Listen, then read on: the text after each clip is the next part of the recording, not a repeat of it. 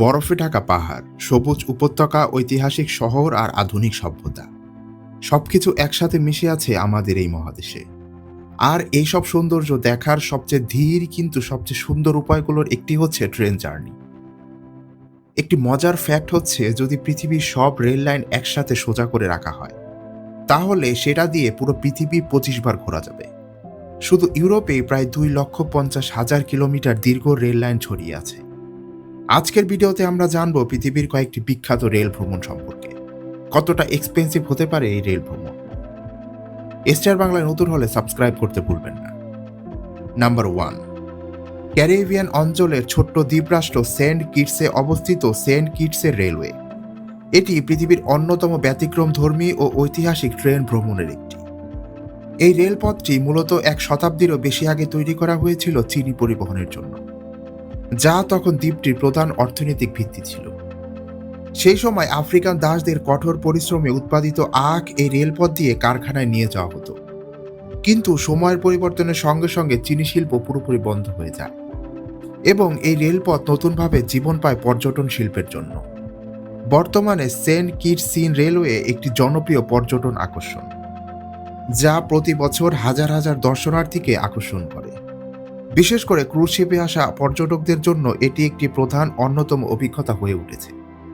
এই ট্রেন ভ্রমণটি প্রায় 3 ঘন্টা দীর্ঘ এবং পুরো দ্বীপ ঘুরে দেখার এটি একটি অনন্য সুযোগ। সংকীর্ণ এই রেল লাইনটি দ্বীপের চারপাশে ঘুরে যায় এবং পথিমধ্যে বিভিন্ন প্রাকৃতিক ও ঐতিহাসিক স্থান অতিক্রম করে। ট্রেনটি ধীর গতিতে চলে যাতে যাত্রীরা আরাম করে চারপাশে সৌন্দর্য উপভোগ করতে পারে। এই ট্রেনের ইঞ্জিনিয়ার নাম হচ্ছে ফিলিপ।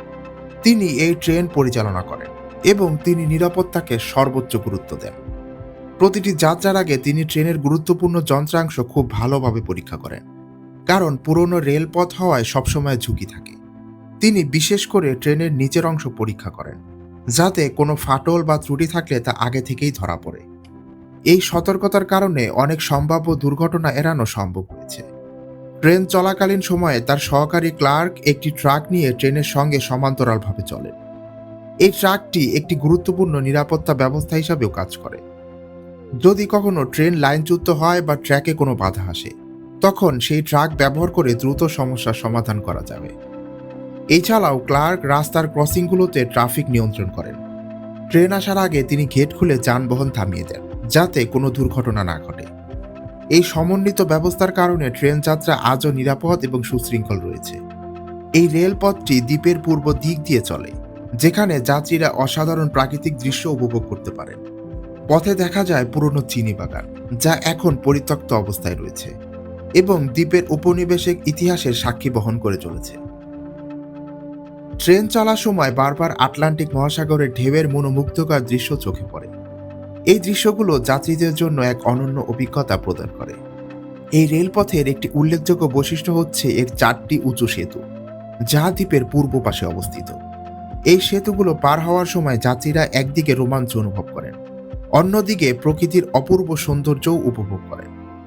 নাম্বার 2, ইকুয়েডরের রঙিন বন্দরনগরী গুয়াকিল থেকে শুরু হয় দক্ষিণ আমেরিকার অন্যতম রোমাঞ্চকর ট্রেন ভ্রমণ, যার নাম হচ্ছে ট্রান্স ইকুয়েডর রেলওয়ে।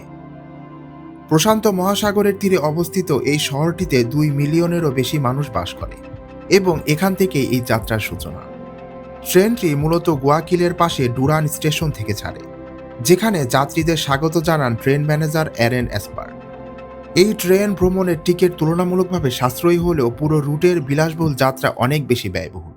এই রেলপথটি প্রথম নির্মিত হয়েছিল 1 শতাব্দীরও বেশি আগে, প্রেসিডেন্ট অ্যালয় আলফারের সময়। তখন গুয়াকিল শহর থেকে অন্য শহরে যেতে ঘোড়ায় প্রায় 1 মাস পর্যন্ত সময় লাগত, আর সেই পথ ছিল অত্যন্ত বিপজ্জনক। এর ফলশ্রুতিতে 1908 সালে রেলপথটি সম্পূর্ণ হয়। বর্তমানে পুনর্নির্মাণের মাধ্যমে এই রেলপথ আবার নতুন জীবন পেয়েছে এবং এটি আবারও জাতীয় গর্বের প্রতীক হিসাবে বিবেচিত হচ্ছে। প্রায় 450 কিলোমিটার দীর্ঘ এই রেল লাইন প্রশান্ত মহাসাগরীয় উপকূল থেকে আন্দিজ পর্বতমালার উঁচু এলাকায় পৌঁছে যায়। এটি দক্ষিণ আমেরিকার সবচেয়ে দর্শনীয় রেলপথগুলোর একটি হিসাবে আজও বেশি পরিচিত। তবে দীর্ঘ সময় অবহেলার কারণে প্রায় 15 বছর এই রেলপথ বন্ধ ছিল এবং ভূমিধস সহ নানা কারণে 250 কিলোমিটার ট্র্যাক ক্ষতিগ্রস্ত হয়েছে। পুনর্নির্মাণের প্রকল্পে প্রায় 220 মিলিয়ন ইউরো খরচ হয় যা ইকুয়েডর সরকারের জন্য একটি বিশাল বিনিয়োগ। বর্তমানে ট্রেন চলাচল পুনরায় চালু হলেও নিয়মিত রক্ষণাবেক্ষণ এখনও চলমান।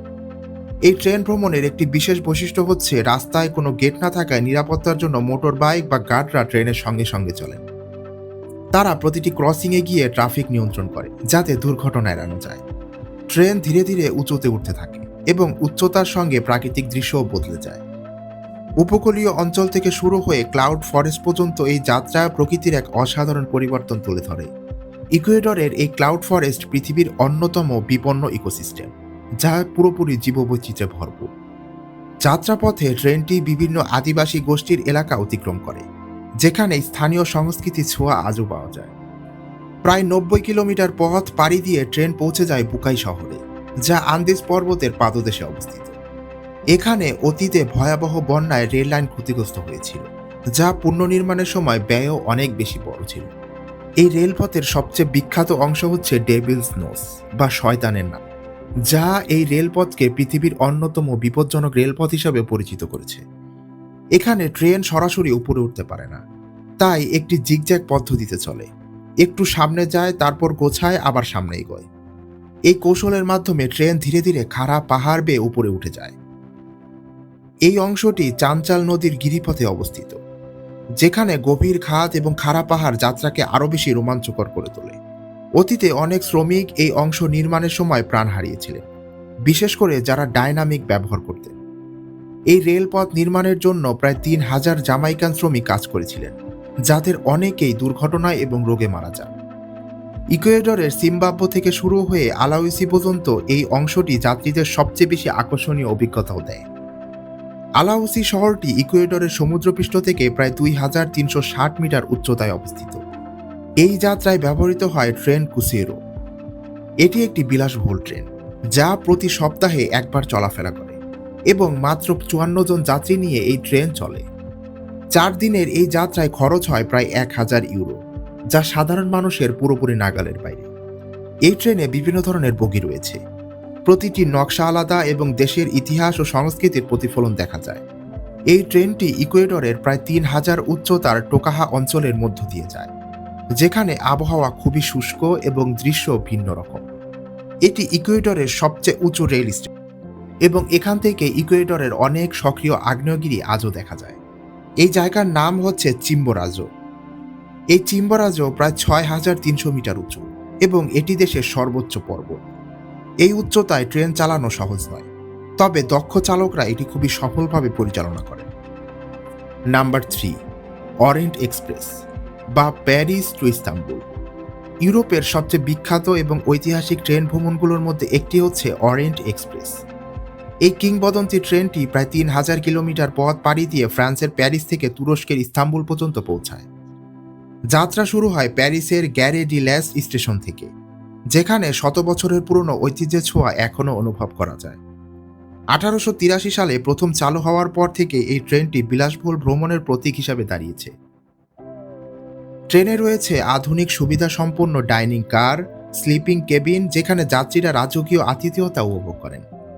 এই ট্রেনের ভেতরে সাজসজ্জা ক্লাসিক ইউরোপীয় স্টাইলের, যা যাত্রীদের একেবারে 1920-এর দশকের অভিজ্ঞতা দেয়। যাত্রাপথের প্রথম বড় স্টেশন হচ্ছে হাঙ্গেরির রাজপথ বুদাপেস্টে, যেখানে যাত্রীরা শহরের বিখ্যাত স্থাপনাগুলো দেখতে পারেন। এই ট্রেনটি একসময় বহু বিখ্যাত উপন্যাস এবং সিনেমার পটভূমি ছিল, যা এর জনপ্রিয়তা আরও বেশি বাড়িয়ে দিয়েছে। বর্তমানে এই বিলাসবহুল ট্রেনটি বছরে মাত্র 2 বার এই রুটে চলাফেরা করে। 6 দিনের এই যাত্রায় যাত্রীদের খরচ করতে হয় প্রায় 22,000 ইউরো, যা এটিকে বিশ্বের সবচেয়ে বিলাসবহুল ট্রেন হিসাবে আজও পরিচিত করে রেখেছে।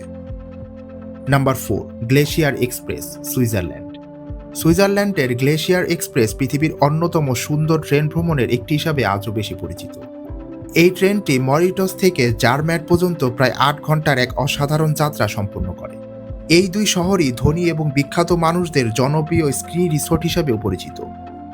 এই গ্লেশিয়ার এক্সপ্রেস নিজেকে পৃথিবীর সবচেয়ে ধীরগতি এক্সপ্রেস ট্রেন বলেও পরিচয় দেয়। এর গড় গতি ঘন্টায় প্রায় 38 কিলোমিটার প্রতি ঘন্টায়, যাতে যাত্রীরা প্রকৃতির সৌন্দর্য খুব ভালোভাবে উপভোগ করতে পারেন। এই যাত্রায় ট্রেনটি প্রায় 91টি টানেল এবং 291টি সেতু অতিক্রম করে, যা এটিকে আরও বেশি রোমাঞ্চকর করে তোলে। এর মধ্যে সবচেয়ে বিখ্যাত হচ্ছে ল্যান্ড ওয়েসের, যা ইউনেস্কোর জন্য বিশ্ব ঐতিহ্যের অংশ। নাম্বার 5, মিডল রিহানের রেলওয়ে, জার্মানি। জার্মানির মিডল রিহানের রেলওয়ে একটি সংক্ষিপ্ত কিন্তু অত্যন্ত সুন্দর ট্রেন ভ্রমণ। এই রুটটি কোলন থেকে মাইনন্স পর্যন্ত প্রায় 180 কিলোমিটার দীর্ঘ। এই পুরো যাত্রাপথে ট্রেনটি রাইন নদীর পাশ দিয়ে চলে, যা ইউরোপের অন্যতম বিখ্যাত নদী। যাত্রাপথে দেখা যায় প্রাচীন দুর্গ, আঙ্গুরের বাগান এবং বিশাল পাথুরে পাহাড়। এই অঞ্চলটি শত শত বছর ধরে পর্যটকদের আকর্ষণ করে আসছে তার প্রাকৃতিক সৌন্দর্যের জন্য। এই রুটের একটি বিখ্যাত স্থান হচ্ছে লরেইলি রক।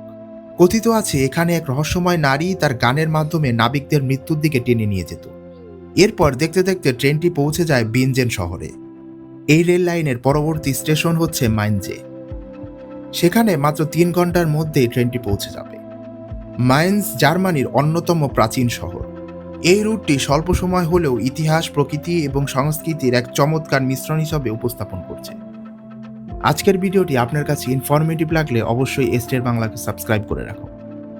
দেখা হচ্ছে নতুন এপিসোডে।